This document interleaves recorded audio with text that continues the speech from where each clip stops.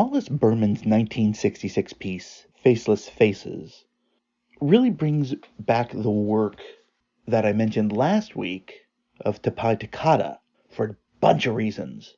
But it's very simple. It is what looks to be sort of like a contact sheet, just a collage of photos. And they're all sort of headshots. They basically look like what you would get at a Sears portrait studio. They're sort of sepia toned though, so I think it's a silk screening process. But every one of the faces has been rubbed out as if an eraser was taken to them.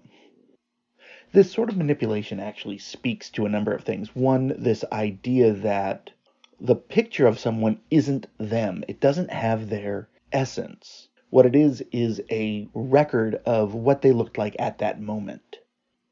And if you rub it out, if you rub out the individual face that makes it a recognizable person, does it become useless and thus an art object?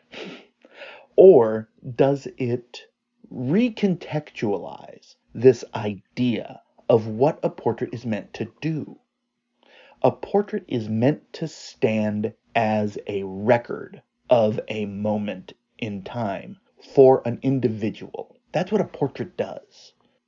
But when you remove that layer, that recognizable layer, are you releasing it so that every one of those people can stand in as a representative for all people? Or are you actually narrowing it down even further?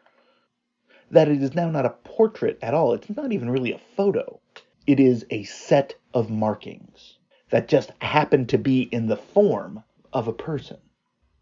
And this idea you can go back and forth on conceptually. The way I see it, it is a reaction to this idea that when you put out faces, you are actually negating them as people. They are merely becoming this image, which also speaks to Andy's Maryland that we talked about last week as well.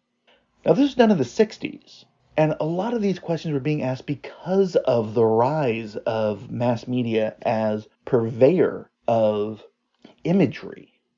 And this has been going on, of course, for centuries, honestly, but in the 60s it really turned a corner.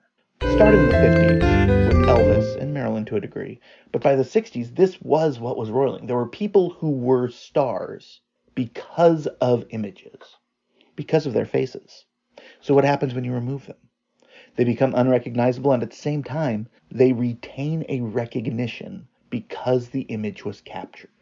This is a really incredibly thoughtful piece, and I really think that it's one that I'm going to be hitting up a lot in my sort of idea of looking at LA art in the 1960s.